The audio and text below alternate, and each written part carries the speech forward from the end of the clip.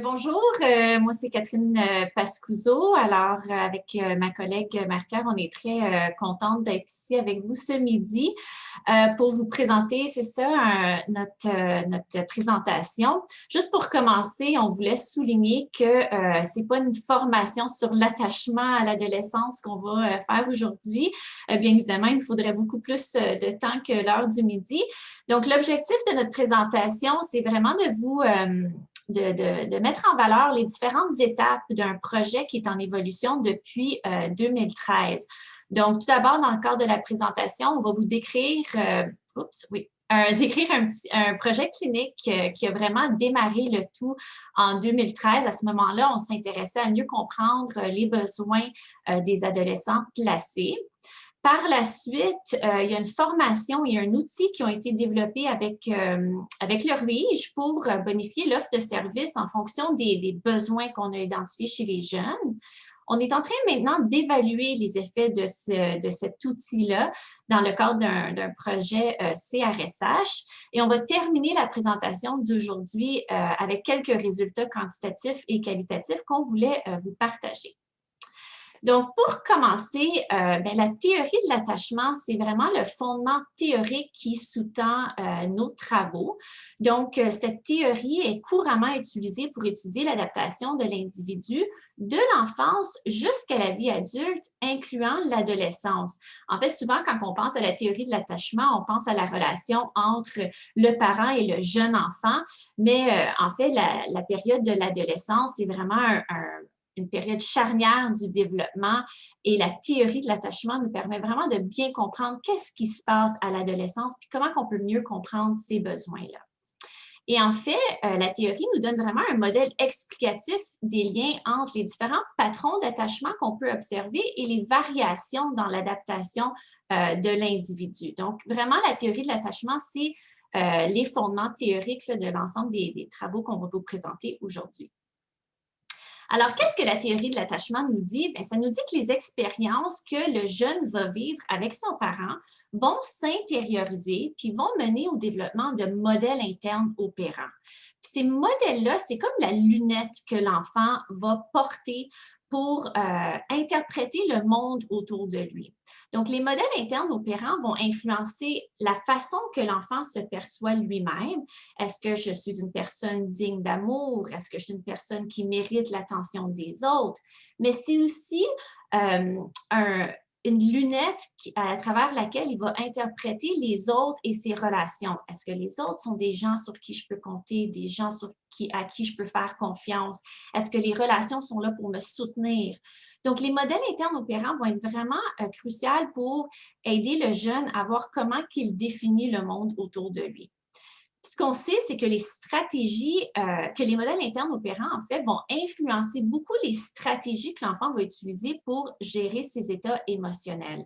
Puis en fait, il y a vraiment beaucoup d'auteurs qui se sont intéressés à cette question-là du lien entre l'attachement chez les jeunes et les adolescents et les différentes stratégies de régulation émotionnelle qu'ils peuvent utiliser quand ils sont confrontés à de la détresse ou à d'autres émotions négatives.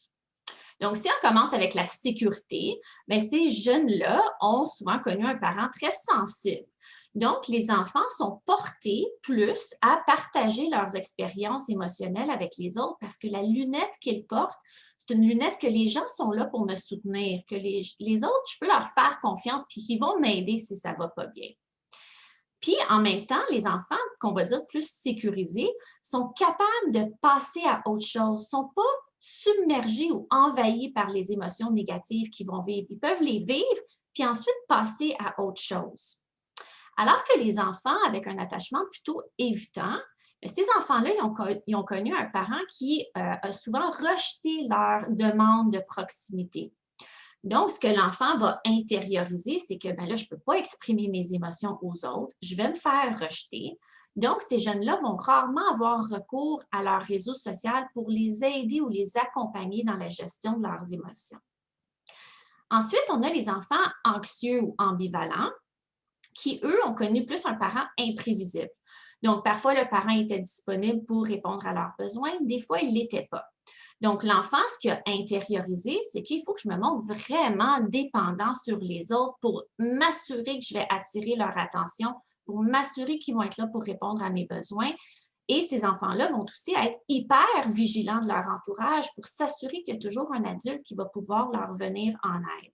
Ce que ça fait, c'est que ces enfants-là ont intériorisé un sentiment d'impuissance. Ils ne pensent pas qu'ils sont capables d'affronter les situations par eux-mêmes. Ils ont besoin des autres et ils sont très centrés sur les émotions négatives.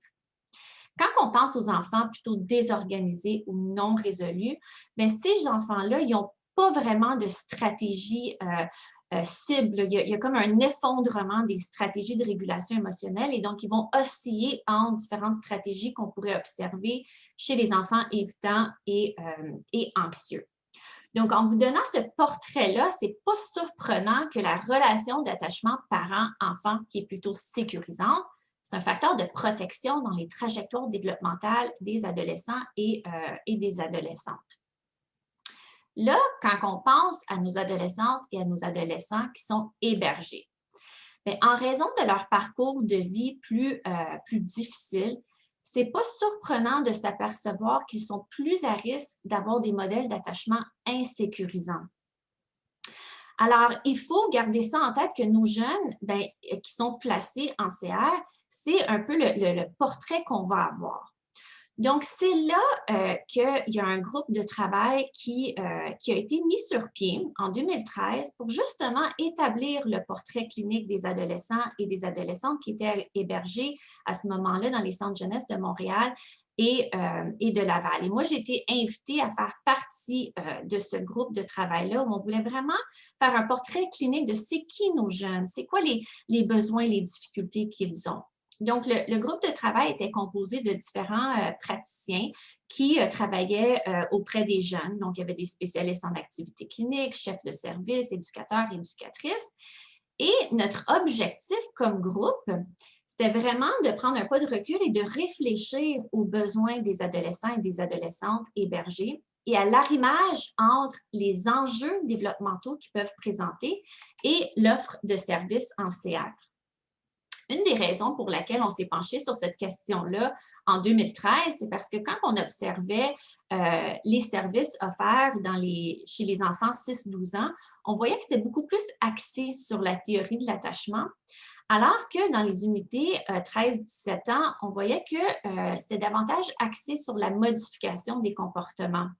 Puis on se demandait bien, comment est-ce qu'on peut favoriser une approche sensible à l'attachement avec les adolescents et les adolescents qui sont placés, tout en considérant les enjeux développementaux à cet âge spécifique. Parce que comme je vous avais dit au début de la présentation, la théorie de l'attachement nous donne vraiment un cadre théorique solide pour comprendre les enjeux développementaux qui est propre à la période de l'adolescence.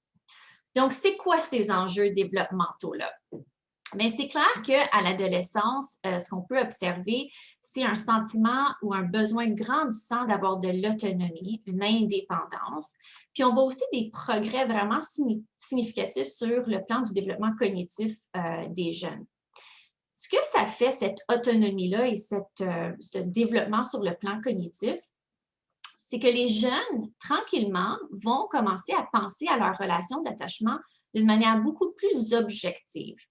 Et on va souvent parler d'une déidéalisation des figures parentales. Puis là, quand je dis ça aux parents, des fois, ils sont un peu déstabilisés, mais c'est tout à fait normatif, là, cette déidéalisation-là. Ce n'est pas un détachement, pas du tout. On ne se détache pas de nos parents, mais c'est plutôt cette idée que le jeune va commencer à intégrer cognitivement autant les côtés positifs que négatifs des parents. Le jeune va commencer à comprendre que le parent, c'est un être humain comme les autres, c'est un adulte comme les autres, avec des forces, avec des faiblesses. Donc, il est capable de plus en plus, avec le développement, de prendre ce pas de recul-là et de réfléchir à sa relation avec son parent d'une manière un peu plus autonome. Donc, ces changements-là font en sorte que les adolescents, maintenant, sont capables de plus en plus de diriger leurs besoins d'attachement vers la figure qui a le plus de chances d'y répondre. Parce que, on le sait, à l'adolescence, les jeunes ont un besoin de développer un réseau social beaucoup plus large. ce qui fait en sorte qu'il y a plus d'individus dans leur réseau, puis qui pourraient commencer à faire appel à la personne qui est le plus susceptible de répondre à leurs besoins. Donc, si le jeune qui vit de la détresse dit, ben moi, je sais que mon parent, il n'est pas super soutenant quand ça va pas bien, ben, peut-être qu'il va diriger son besoin de proximité ou de réconfort vers un grand-parent, vers une tante, vers un oncle, vers un enseignant, vers quelqu'un d'autre. Donc, tout ça ensemble, tous ces changements, à la fois sur le plan cognitif, mais aussi sur le plan social, font en sorte que l'adolescence en tant que telle, c'est une période de développement critique pour potentiellement la révision des modèles d'attachement insécurisants vers plus de sécurité. Si le jeune, il y a un contexte environnemental où il y a la possibilité de faire appel à d'autres figures significatives rassurantes, il pourrait commencer à réviser ces modèles d'attachement qui sont plutôt insécurisants. Puis ça, c'est surtout vrai pour nos jeunes à risque, dont ceux hébergés en centre de réadaptation, parce que justement, ils ont la possibilité, ces jeunes-là, de vivre des expériences relationnelles nouvelles et réparatrices avec des personnes éducatrices. Mais si on se souvient, ce que j'avais dit au tout début de la présentation, puisque notre groupe de travail a permis de mettre en valeur, c'est que les adolescents hébergés ont des taux élevés de difficultés émotionnelles et cognitives en lien avec leur histoire développementale, sont plus à risque de présenter un attachement insécurisant et aussi de présenter des stratégies moins adaptées pour gérer les émotions. Donc, tout ça, ça fait en sorte qu'ils pourraient présenter des capacités limitées à exprimer leurs besoins et à faire appel à leur réseau social adéquatement. Donc, ça se pourrait qu'un jeune qui est hébergé pourrait avoir un fort besoin de réconfort, mais il ne sait pas comment l'exprimer. Donc, il va manifester du retrait, par exemple. Ou un autre adolescent qui a aussi besoin de réconfort, mais qui va démontrer une hyper-vigilance par rapport à l'autre, une hyper-dépendance. Donc, avec un attachement insécurisant, on l'a vu, c'est accompagné souvent de stratégies moins adaptées. Donc, alors que la relation sécurisante avec une personne éducatrice pourrait être très bénéfique pour ces jeunes-là, c'est précisément ces jeunes-là qui pourraient se détourner des ressources qui sont à leur disposition. Et ce que ça fait, c'est que ces jeunes-là pourraient rester coincés dans des patrons d'interaction qui sont problématiques en lien avec leurs expériences passées qui sont plus difficiles. Donc, nous, dans notre travail, quand on faisait ce portrait clinique-là, on se posait la question, mais comment on peut faciliter des réponses sensibles dans un contexte où ça peut être très difficile à émettre vu les nombreuses difficultés des jeunes à s'exprimer adéquatement? Si le comportement du jeune n'est pas un reflet réel de son besoin, bien, comment je peux répondre d'une manière sensible? Puis n'oublions pas qu'en tant qu'adulte, si on se fait rejeter, si on vit de l'hostilité, c'est aussi difficile pour nous de se mettre dans une posture plutôt sensible. Mais on le sait que les réponses sensibles des personnes dans l'entourage des jeunes, c'est crucial pour rediriger les jeunes vers des trajectoires développementales qui sont plus adaptées.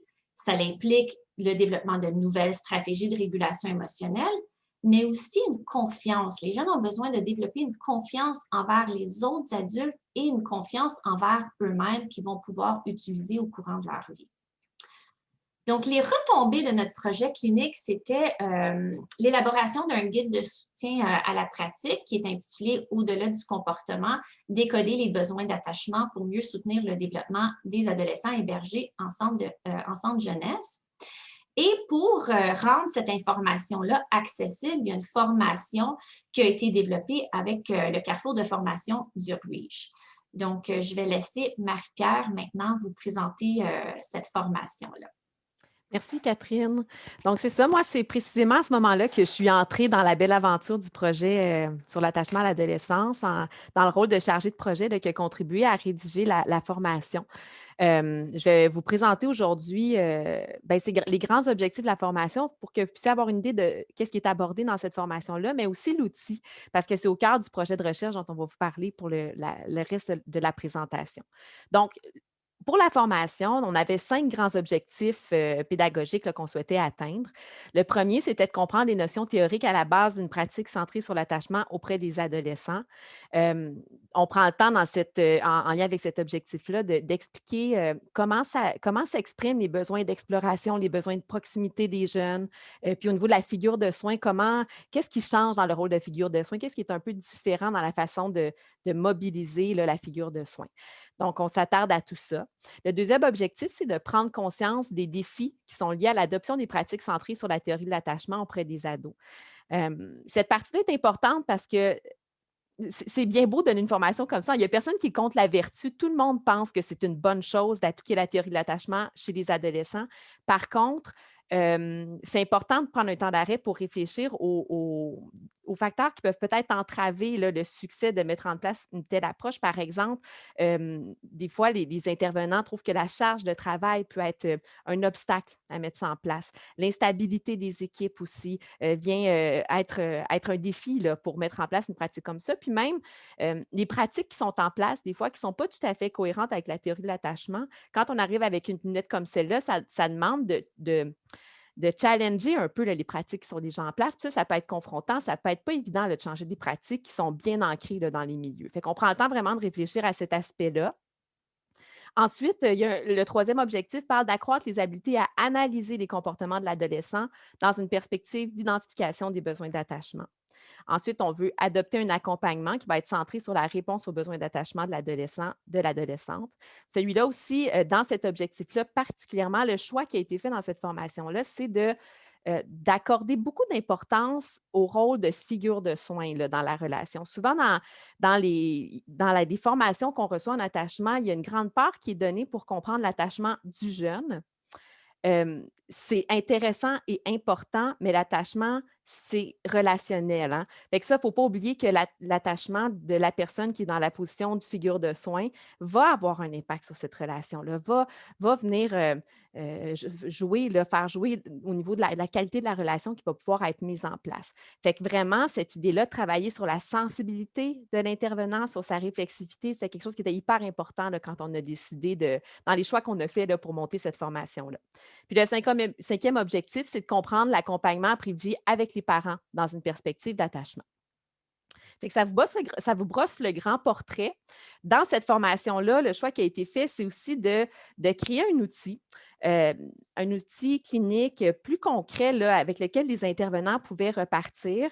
Dans cet outil-là, en fait, on l'a conçu pour être un peu un résumé de toutes les grandes notions qu'on aborde dans la formation. Puis, dans le fond, l'intervenant qui repart avec cet outil-là a un condensé des outils qui ont été présentés dans le cadre de la formation. C'est sûr qu'aujourd'hui, au même titre que ce n'est pas une formation sur l'attachement qu'on vous donne aujourd'hui, vous ne verrez pas l'ensemble de l'outil. Ça se peut que ce soit un peu frustrant parce qu'on vous a mis des belles captures écran, mais vous ne serez pas capable de lire ce qu'il y a dessus. Je ne dirais pas que c'est voulu, mais c'est conscient de notre part. En fait, on voulait au moins que vous ayez une idée du visuel de ce que peut avoir l'air l'outil, puis de ce qu'il y a dedans, parce que ça va être important après ça pour que vous puissiez comprendre ce qui s'est passé dans le projet de recherche. Évidemment, si l'outil vous intéresse, ben, on vous invite à suivre la formation là, qui est disponible dans toutes les régions, là. Donc, l'outil, les objectifs, c'est de mieux interpréter les besoins et les signaux de détresse. C'est très proche de la formation, vous allez voir, hein. C'est de prendre plus en considération ce que suscite le vécu partagé chez la personne éducatrice, donc qui est dans la position de figure de soins, là, dans le cas des jeunes en réadaptation, des éducateurs qui travaillent en centre de réadaptation. Puis, ultimement, c'est de répondre avec plus de sensibilité aux besoins, plus particulièrement aux besoins d'attachement des jeunes. Je vais peut-être faire une petite parenthèse avant de poursuivre. Là, la formation s'adresse dans le fond, à tous les intervenants dans le réseau qui travaillent auprès des adolescents en difficulté. Euh, donc, tout le monde peut la suivre. Pour le projet de recherche, on s'est centré vraiment sur les intervenants là, qui sont en centre de réadaptation, en hébergement. Parce que le rôle est particulier. Ça devenait difficile de comparer si on avait vraiment des intervenants d'un peu partout. Puis parce qu'eux, comme ils sont au quotidien avec les jeunes, ils sont vraiment dans cette posture-là de figure de soins. Donc, on a décidé, c'est un choix qu'on a fait, on pourrait explorer plus largement éventuellement peut-être, mais on a choisi là, de s'intéresser à ces jeunes-là pour ces intervenants-là pour le projet de recherche. Je vois, je vois qu'on demande si on peut avoir les liens pour suivre la formation et tout ça. Je vais vous partager tout de suite, là, euh, je vais essayer de vous partager ça rapidement. Dans le fond, où est-ce que vous pouvez avoir accès à la formation? Je vais aller vous le mettre. On le mettra dans le chat après. En fait, je ne vais pas perdre de temps, mais tout à l'heure, on va vous mettre dans le chat où est-ce que vous pouvez vous référer là, des liens par texte pour la formation, puis pour le rapport de recherche dont parlait Catherine là, tout à l'heure. Fait que voilà, dans le fond, pour vous présenter l'outil rapidement, la première section de l'outil, dans le fond, ce qu'on propose, c'est des outils pour observer les représentations d'attachement du jeune. Fait que là, on a comme 3 sources d'informations différentes qui sont proposées.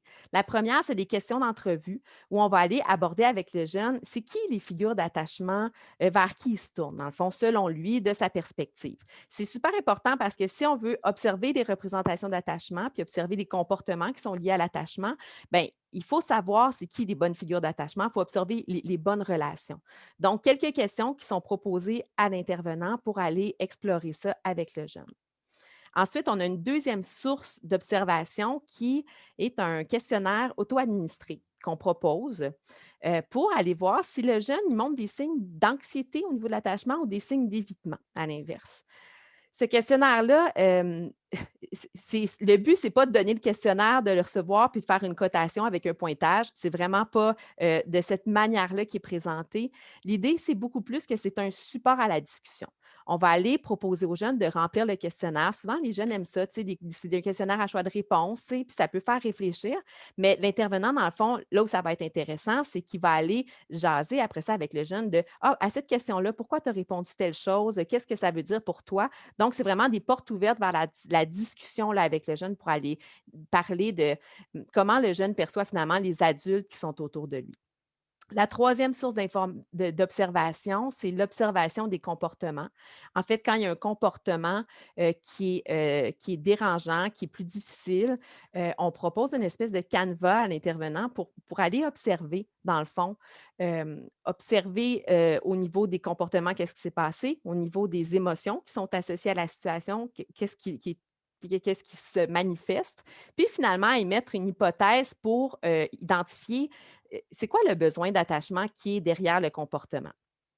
Par exemple, est-ce que le jeune est en train de communiquer qu'il a peur d'être abandonné? Est-ce que le jeune communique qu'il a besoin d'aide, qu'il aimerait ça qu'on reste près de lui, avec des stratégies, comme expliquait tantôt Catherine, qui ne sont peut-être pas optimales, qui ne sont peut-être pas efficaces?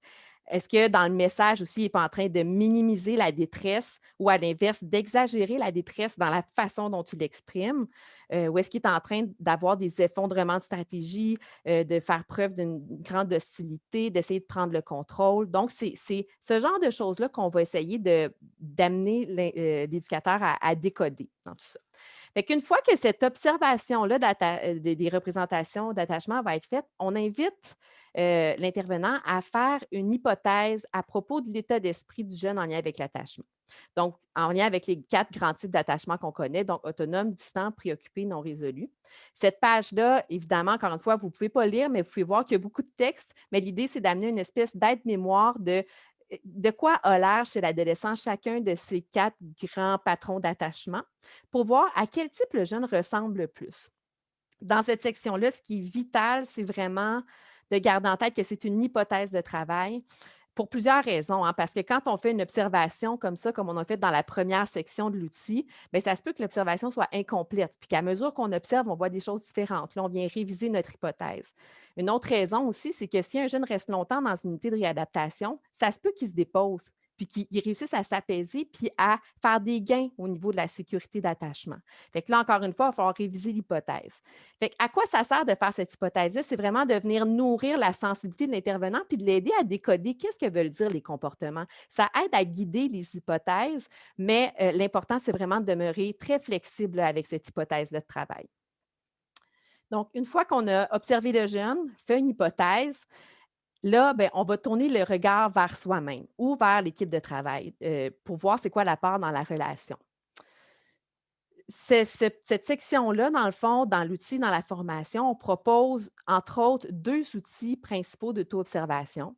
Le premier, c'est un outil où la personne va être invitée à réfléchir à son positionnement dans la relation sur un continuum Ou, dans le fond, l'idée, ça va être de voir, est-ce que je suis plus dans une position qui va être distante ou dans une position qui va être davantage enchevêtrée avec ce jeune-là? Fait que pour la position distante, ça peut vouloir dire vraiment mettre l'accent sur les règles, hem, être vraiment dans le cadre, tu sais, mettre l'emphase sur le respect, se montrer peut-être dans une approche un petit peu plus punitive avec le jeune. Donc ce genre d'attitude-là. Puis ensuite, ben, au niveau de positionnement plus enchevêtré, ça va être, par exemple, de prendre beaucoup de temps avec le jeune, de mettre énormément d'énergie, d'émotion dans la relation, de pouvoir parfois, il y a des montées en escalade dans les discussions, ça argumente. Fait que, tu sais, vraiment une relation qui est davantage enchevêtrée. Donc, il y a les 2 extrêmes, puis évidemment, on sent ce qu'on recherche, c'est un positionnement qui va être équilibré là, à travers tout ça. Puis cet outil-là est intéressant puis est apprécié parce qu'en fait, dans la formation, on ne voulait pas avoir une approche où on amenait les gens à réfléchir à leur type d'attachement. Puis, tu sais, on trouvait que la ligne était comme un peu fragile entre, ben, on ne veut pas tomber dans presque une thérapie de groupe où tout le monde parle de son type d'attachement. C'est pas ça le but, puis c'est contre-productif de toute façon.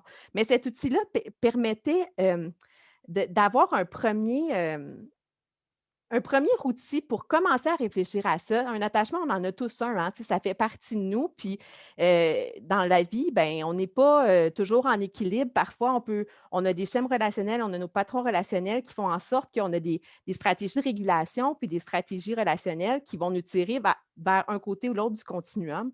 C'est normal. Puis ce qu'on veut amener avec cet outil-là dans la formation, c'est l'importance d'en prendre conscience. Puis quand on voit ces signes-là qui arrivent, bien, que ça nous lève un drapeau puis qu'on puisse agir pour se ramener vers un positionnement le plus équilibré possible. Fait que c'est ça l'idée de cet outil-là. L'autre outil, tu peux revenir en arrière, Catherine, l'autre outil, c'est celui qui est basé sur le principe de syntonie. La syntonie, dans le fond, c'est quoi? Qu'est-ce que ça veut dire, la syntonie? De quoi on parle quand on parle de syntonie?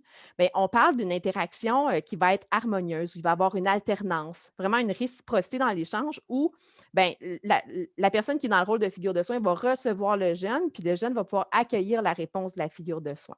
Fait que c'est une relation où il y a cette alternance-là, il y a une attention, il y a une sensibilité, puis où il y a le moins possible de bris dans la communication entre le jeune et l'intervenant. Fait que dans le fond, ce que ça invite, cette grille-là, c'est d'observer tous les micro-comportements qu'on peut avoir dans l'interaction. C'est facile de dire qu'il faut être attentif, mais dans cette grille-là, il y a toutes sortes de petits exemples qui nous montrent bien, comment ça se traduit concrètement là, dans ta posture, dans ta façon d'être, dans la façon de donner un tour de parole de plus aux jeunes pour vraiment aller chercher son opinion. Fait que cette grille-là peut être utilisée soit avant, par exemple, une rencontre de semaine où on se rappelle, OK, où est-ce qu'il faudrait que je sois avec ce jeune-là? C'est quoi les attitudes qu'il faut que je garde? Ou bien après coup pour se dire, bien, est-ce que je suis allée aussi loin que j'aurais pu pour avoir vraiment une interaction où je laisse l'espace aux jeunes, où il y a une vraie réciprocité dans notre échange. Donc, ces 2 outils qui sont proposés, qui sont une première base, dans le fond, pour venir réfléchir à la sensibilité, la réflexivité, comment on peut aller plus loin là, dans ces zones-là, finalement. Là. Puis la dernière page du questionnaire de l'outil, c'est finalement une page qui amène à faire le lien entre l'observation qui aura été faite, puis des pistes d'intervention qui vont être adaptées le plus possible sur le jeune. Donc, ça peut être des interventions qui vont être inspirées de l'auto-observation des figures de soins, comment moi je peux m'ajuster, ou des interventions qui vont être plus inspirées de l'observation du jeune. Bien, ce jeune-là, avec ses stratégies, comment on peut l'aider à aller plus loin pour développer des stratégies plus efficaces, par exemple. Fait que ça vous donne un portrait là, des objectifs de la formation puis de l'outil là, qui est au cœur du projet de recherche là, dont Catherine va vous parler à l'instant. Super, merci, merci Marie-Pierre. Vous voyez toujours mon écran par le partage. OK, parfait. Donc c'est ça. Donc, à l'été, peut-être à l'hiver, en fait, de 2019, j'ai élaboré un projet de recherche en collaboration avec le CIUSP, qui est le Carrefour de formation, pour justement aller évaluer les effets de l'outil 3A que Marie-Pierre vient de vous présenter. C'est un projet qui est réalisé dans le cadre d'une subvention CRSH Engagement partenarial. Donc, quand on a élaboré le projet, on avait des hypothèses bien spécifiques. On s'est dit, bien, on s'attend à ce que, comparé aux personnes éducatrices et aux jeunes du groupe plus de comparaison, donc ceux qui ne vont pas être formés à l'outil, on s'attend à ce que les éducateurs et les éducatrices qui appliquent l'outil, qu'on appelle l'outil 3A, bien, ils seront encore mieux équipés pour détecter les besoins d'attachement des jeunes hébergés qu'ils accompagnent. Puis, on s'attendait aussi à ce que les jeunes du groupe expérimental présentent moins de problèmes de comportement et qui perçoivent davantage l'éducateur ou l'éducatrice comme une base de sécurité. Donc, tout ce que Marie-Pierre vient de vous présenter sur l'importance de bien décoder les besoins, de penser à la posture relationnelle, on s'est dit, si l'outil arrive à faire ça, bien, voici ce qu'on devrait observer chez les personnes éducatrices et chez les jeunes. Donc, notre projet inclut un groupe expérimental et un groupe de comparaison. On vise 30 diades dans chacun des groupes. Alors, quand on regarde le groupe expérimental, bien, il y a 2 temps de mesure spécifiques. Donc, au temps 1, il y a des questionnaires que les éducateurs et que les jeunes adolescents vont compléter. À la suite d'avoir fait les questionnaires, les éducateurs et les éducatrices vont être formés à l'outil 3A et à chaque semaine, ils vont compléter une grille d'observation hebdomadaire, un peu une grille là, qui a été dérivée de l'outil pour que la formation soit mise en œuvre là, sur une base hebdomadaire. Et 8 semaines plus tard, bien, les jeunes et les éducateurs vont compléter des questionnaires à nouveau. Pour le groupe de comparaison, c'est vraiment le même protocole qu'on va appliquer, mais ici, il n'y aura pas de formation, il n'y aura pas d'outils, ils vont poursuivre l'intervention usuelle. Bien évidemment, tous ceux et celles qui participent au groupe de comparaison vont avoir l'occasion de participer à la formation si c'est quelque chose qu'ils souhaitent faire. Donc, à date, on a 34 diades qui ont complété le temps 1, donc groupe expérimental et groupe de comparaison confondus. Bien évidemment, avec la pandémie, il y a eu des retards dans le recrutement. Il y a des priorités là, qui ont été établies. Et bien évidemment, on met les projets j'ai mis le projet de recherche de côté à ce moment-là, mais avec la reprise des formations, on va pouvoir poursuivre le projet de recherche. Donc, on n'est pas assez avancé pour vous présenter les résultats des effets de la formation et de l'outil, mais on souhaitait quand même vous présenter quelques données préliminaires. On voulait faire une petite photo de où on est rendu dans le projet de recherche qui met justement en lumière la pertinence là, de la formation et de l'outil, puis pourquoi ça pourrait être important pour développer ces outils-là pour soutenir les personnes éducatrices dans leur travail de réflexion auprès des jeunes. Donc, je vais vous présenter quelques résultats vraiment très préliminaires. Comme Marie-Pierre l'a noté, nous-mêmes, en tant qu'adultes, on a nos propres représentations d'attachement. Donc, on s'est intéressé à l'attachement des personnes éducatrices, mais vraiment pas de manière sécure, insécure, les catégories. On a regardé ça plus sur un continuum d'anxiété, en fait. Et les résultats montrent que les personnes éducatrices ont quand même des très faibles scores sur la dimension d'anxiété. Ils sont beaucoup plus sur le côté de la sécurité du continuum. Tout de même, ce que nos résultats ont permis de mettre en valeur, c'est que plus les scores sont élevés sur la dimension d'anxiété, plus on voit des liens avec des problèmes intériorisés chez les jeunes. Donc, c'est clair qu'ici, on parle d'une relation bidirectionnelle. Donc, on pourrait dire que plus les jeunes ont des troubles intériorisés comme dépression, anxiété, plus en tant qu'adulte, on peut avoir des perceptions aussi d'anxiété. Donc, c'est vraiment pas une relation cause à effet ici, c'est vraiment quelque chose de bidirectionnel. Mais ce que les résultats ont aussi mis de l'avant, c'est l'effet de protection des capacités réflexives.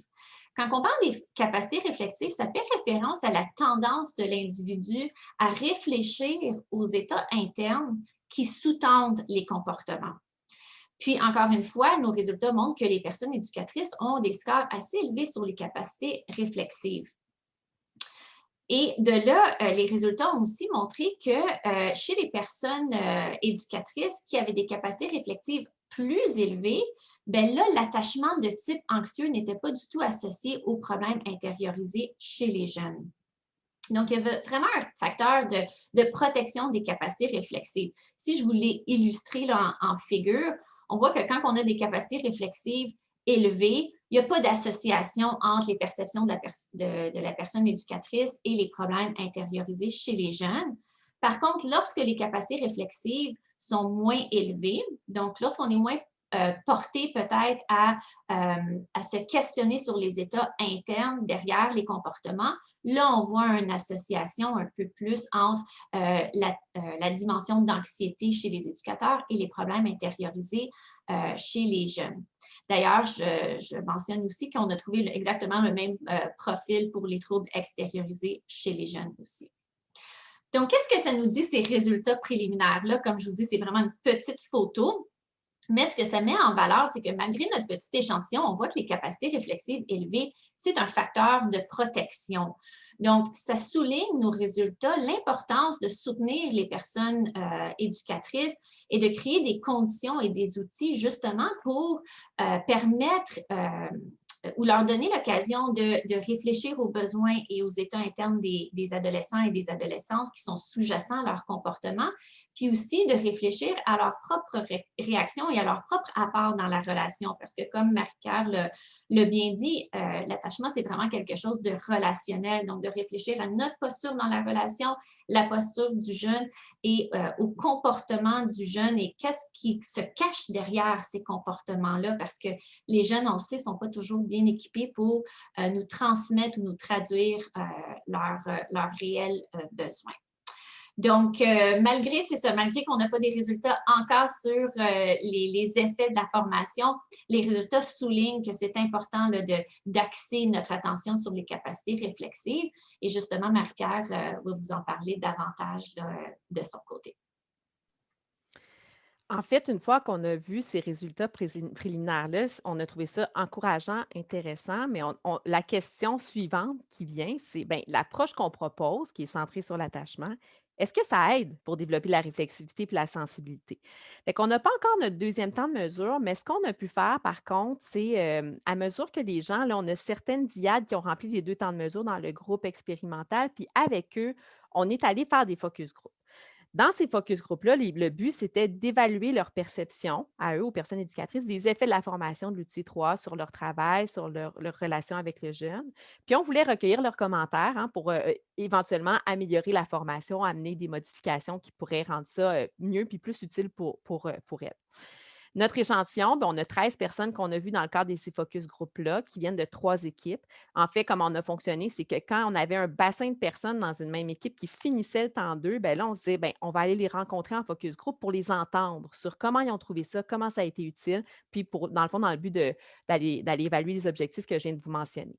Fait que pour ce qu'on vous présente aujourd'hui, dans le fond, on est allé extraire les propos des intervenants qui nous parlaient justement de ça, de réflexivité, de sensibilité. Qu'est-ce qui les a aidés finalement? Est-ce que ça les a aidés? Ce qu'on a pu voir dans leur discours, ça a été assez encourageant. Vous allez voir, dans le fond, là, il y a plusieurs, parmi les intervenants, il y en a plusieurs qui soulignent que la formation, puis le fait d'appliquer l'outil, ça a fait en sorte qu'ils se sont davantage interrogés sur le rapport dans la relation. Tu peux peut-être faire apparaître le premier verbatim, Catherine? Il y a une éducatrice qui nous dit je trouve que ça nous a remis dans l'équation. Tu sais, souvent, on analyse le jeune, son vécu, son ci, son ça. Mais dans cette formation-là, ça nous a amené à nous dire, toi, comme intervenant, qu'est-ce que tu vas amener? L'idée, c'est de réfléchir à notre position dans la relation, puis ça, c'est important. Fait que cette idée-là de tourner la loupe pour se regarder soi-même aussi, prendre le temps de s'auto-observer, ça semble avoir un écho là, dans leur pratique.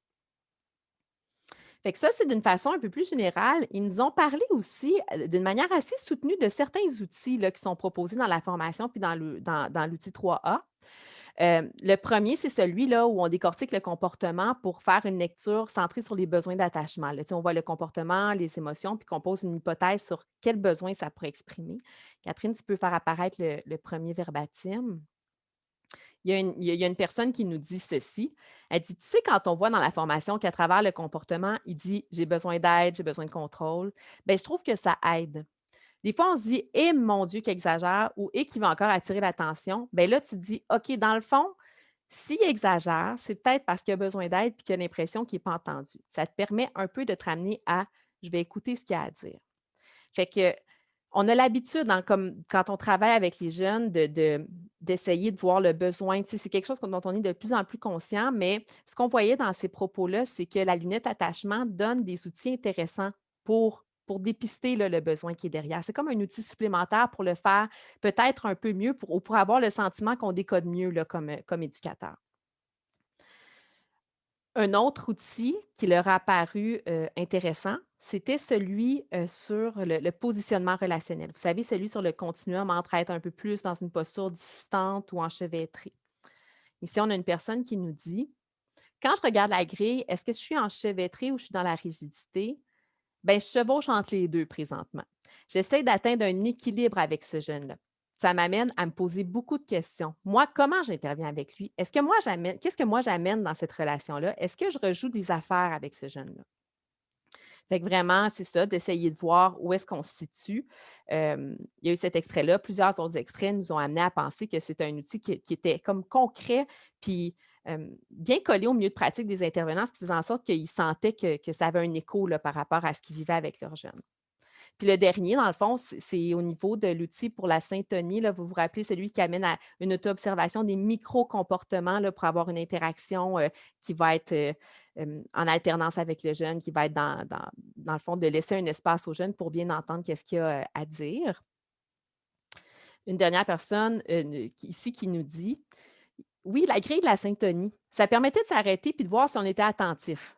Bon, OK, on sait ce que c'est être attentif. Mais là, tu sais, avec tous les petits exemples, ça nous permet de prendre conscience des lacunes comme ah ben, j'étais peut-être pas assez attentive ou il y a peut-être pas eu le temps de parole, pas eu assez de temps de parole dans cet échange-là. Il faudrait que je retourne le voir pour vraiment avoir son opinion. Ou tu sais, de prendre conscience que quand il est venu vers moi puis que j'ai eu un petit moment de recul en me disant non, pas encore, ben il l'a peut-être vu. Ça, c'est super intéressant. Puis, tu sais, je trouve que ça demande beaucoup d'humilité pour dire ça dans un focus group. On le sait quand on travaille avec les jeunes, avec les adolescents, euh, c'est exigeant. Avec leur comportement, on se retrouve avec des états émotifs qui sont parfois, chez nous comme intervenants, chez les éducateurs, qui sont parfois difficiles à gérer, puis qui ont un impact sur la manière dont on va être dans l'interaction. Fait que l'idée, c'est en fait, pour cette personne-là, vraiment, la grille de la syntonie, ça a vraiment amené à prendre un recul. Puis dans les moments de rencontre de semaine, parce que c'est beaucoup de ça dont tu as parlé ici, bien, ça l'a amené à être vraiment davantage dans une alternance là, avec le jeune, puis dans quelque chose de positif, là, où les rencontres étaient plus agréables finalement, puis ça contribuait à construire le lien avec le jeune. Fait que ça, c'est des choses qu'ils nous ont dit par rapport à leur réflexivité plus individuelle, comment eux, ils se regardaient dans la relation. Il y a certaines autres choses qui sont ressorties par rapport à la manière de réfléchir en équipe. Ça aussi, ça a été intéressant. Parce que ce qu'on propose dans la formation, c'est que ces outils-là, c'est le fun de les regarder tout seul, mais c'est encore plus le fun de les regarder en équipe, ensemble. Tu sais, de voir comment chaque personne comprend le jeune. Est-ce qu'il y a des réactions différentes que le même jeune suscite chez différents membres de l'équipe? Puis ça, c'est quelque chose dont ils nous ont parlé, que ça a pu aider à dénouer certaines tensions. Parce que quand une personne, ça fonctionne super bien avec un jeune, puis que l'autre personne, ça ne fonctionne pas du tout, si on ne s'en parle pas, ça se peut que Mané, ça devienne compliqué dans l'équipe de voir, ben écoute, lui, ça marche, moi, ça ne marche pas, qu'est-ce qui se passe? Donc, d'en parler vraiment, puis d'utiliser les forces, puis les relations qui étaient plus faciles avec certains, ben ça a été vraiment aidant pour amener un environnement plus sécurisant pour certains jeunes spécifiquement. Ils ont aussi parlé beaucoup de comment, en équipe, ils ont amené un climat plus apaisant de manière générale. Ici, il y a une intervenante qui nous disait: comme équipe, on a vraiment basculé vers un côté qui était beaucoup plus apaisant pour ensuite travailler des choses avec les jeunes.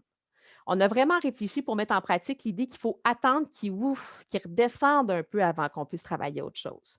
Fait que le wouf, là, le nomatopée, là, c'était vraiment cette idée de s'installer, de s'apaiser avant d'être capable d'explorer avec le jeune, ben, quelle autre stratégie il pourrait utiliser, comment il pourrait être différent dans ses relations. Pour être capable de faire ça, pour explorer le jeune, ben, il faut qu'il soit apaisé d'abord. Vous vous rappelez le cercle de sécurité, si vous le connaissez, il marche avec les ados aussi. Tant que le jeune n'est pas apaisé, il ne peut pas repartir dans une exploration. Puis dans le cas des ados, c'est beaucoup l'exploration des relations, des émotions, des rôles sociaux, de tout ça. Donc, si on va être capable de travailler, d'avoir des objectifs d'intervention avec les jeunes, d'abord, ils doivent être apaisés. Puis c'est beaucoup de ça dont nous parle cet extrait-là. Fait qu'on a trouvé ces résultats bien intéressants de voir que, dans le fond, la formation semblait nous donner euh, des outils utiles pour travailler la réflexivité. Euh, Ils nous ont amené, les personnes éducatrices, certains commentaires critiques, comme toujours, heureusement, je dirais. On veut les entendre. Comme quoi, avoir une pratique centrée sur l'attachement avec les ados au quotidien, ce n'était pas évident à cause du stress, à cause du rythme, à cause de l'instabilité des équipes parfois, pour toutes sortes de raisons. Euh, Dans le fond, on revient rapidement à nos réflexes. Hein. Tu sais, quand on essaie de mettre en place une nouvelle façon de travailler, quand on se retrouve en situation de stress, ben ça se peut que on n'ait comme pas le temps de réfléchir suffisamment pour les mettre réellement en application. Donc, il y avait quelque chose de pas si simple à appliquer dans les milieux. Comme pour toute nouvelle approche, il y a des enjeux de pérennité. On le fait un bout de temps, après ça, on oublie de le faire. Ça, c'est humain, c'est normal. Donc, il faut vraiment avoir une réflexion sur quels outils on va intégrer à quel moment là, dans nos processus, dans nos espaces de réflexion. Ce qu'ils nous ont dit aussi, puis ça, c'est intéressant, c'est que dans l'outil, on a mis beaucoup l'emphase sur la partie observation, puis il aurait aimé dans l'outil 3 qu'on les accompagne un peu plus pour faire le lien vers des pistes d'intervention concrètes avec les jeunes. Dans la formation, il y a des pistes d'intervention qui sont présentées, mais c'est comme si dans l'outil, il aurait aimé que ce soit un petit peu plus développé pour les accompagner dans cette partie-là aussi. Fait que ça, on en prend note, puis on va réfléchir peut-être éventuellement à une façon de le faire un peu différemment pour que ce soit plus soutenant pour eux. Mais malgré ces critiques-là, avec ce qu'on vous a présenté à la diapo précédente, ce qu'on a l'impression, c'est que ces premiers résultats-là permettent de voir que ben, la formation, l'outil pourrait être utile pour soutenir la réflexivité individuelle puis en équipe, ce qui était des objectifs centraux dans la formation. Ce n'est pas le seul chemin, il y en a plein, des chemins pour être davantage réflexifs et sensibles, mais l'attachement semble offrir des leviers qui sont intéressants pour y arriver. Donc, c'est là qu'on est rendu avec notre projet, avec des premiers résultats. Dans les perspectives, bien évidemment, dans la prochaine année, on a une dernière année pour poursuivre le projet de recherche puis arriver à faire notre temps 2. On se croise les doigts pour que ça se passe bien puis que la COVID nous laisse tranquille. On a des possibles ouvertures avec d'autres unités puis milieux cliniques, donc ça va être intéressant. Puis au niveau de la formation, au niveau clinique, évidemment, notre souhait, ça serait que la formation soit déployée à plus large échelle avec les petits conseils, dans le fond, suivants qui sont de suivre la formation autant que possible en équipe parce que ça amène une synergie qui est intéressante pour appliquer les notions, puis de s'entendre pour les enjeux de pérennité, vraiment de cibler les outils là, que l'équipe a le goût de mettre en application, puis de les intégrer dans les espaces cliniques qui existent déjà. Ça permet de se les approprier, de les utiliser plus, puis que ça devienne un peu du réflexe à un moment donné là, dans notre façon de travailler. Donc, voilà, Catherine, je te passe la parole pour le mot de la fin. Oui, ben on voulait juste souligner que tout ce travail-là se fait bien évidemment en équipe. Donc, c'est Marie-Pierre et moi qui sommes là aujourd'hui, mais il y a d'autres personnes qui travaillent fort aussi avec nous. Donc, Chantal Cyr, Carole Côté, bien évidemment nos deux étudiantes à la maîtrise qui rencontrent les éducateurs, éducatrices, les jeunes qui font toute la cueillette de données. Merci à Nadia Ouellet aussi, la responsable pédagogique du Carrefour de formation au Ruige. Et bien évidemment, un grand merci à tous ceux et celles qui participent à notre projet et qui nous allouent ce temps-là. C'est vraiment très riche pour nous. Et ben, merci à vous pour votre écoute et on a hâte de vous entendre et de pouvoir répondre à vos questions.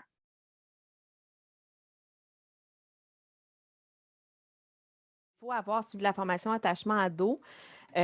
Parce que sinon, l'outil est un peu désincarné. Là. La formation vient vraiment donner toutes les notions nécessaires pour l'utiliser à son plein potentiel. Fait que c'est vraiment relié à la formation.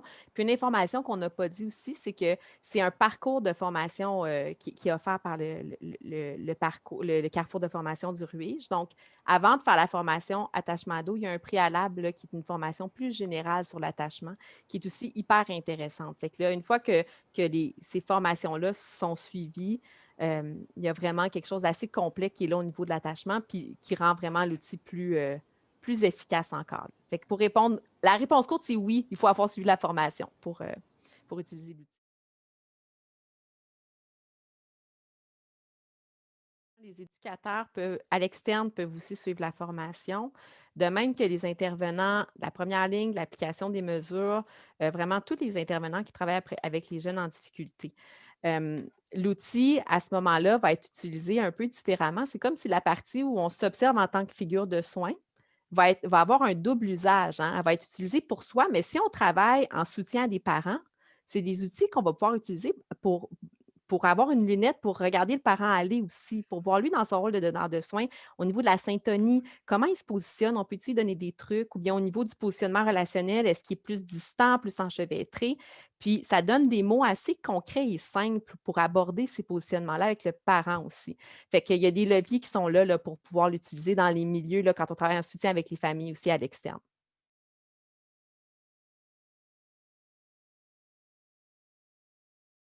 Pour être aussi très intéressé par les enjeux de formation des familles d'accueil, hein, on a un autre projet à l'Institut universitaire qui se penche sur ça d'ailleurs. Je pense que oui, cette formation-là pourrait faire l'objet d'une adaptation qui serait hyper intéressante pour les parents d'accueil. La formation, initiale, la boussole, a été adaptée pour les parents d'accueil, donc ça, c'est déjà fait. Donc, il pourra avoir une réflexion éventuellement. Je pense que ça pourrait être absolument intéressant de regarder ça avec, notamment les gens du Carrefour, pour voir si puis les gens des associations de familles d'accueil pour voir est-ce que cette formation-là pourrait intéresser les parents d'accueil, mais je pense que c'est une avenue qu'on pourrait tout à fait réfléchir.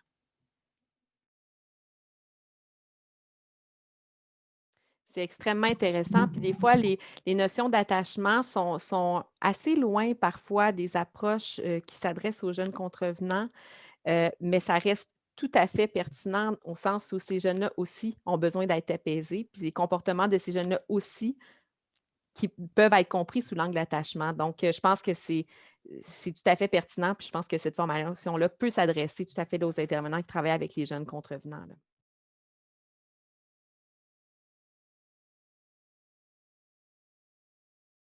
En fait, les activités psychoéducatives sont extrêmement présentes dans les milieux, hein, puis c'est sûr que ça va être des moyens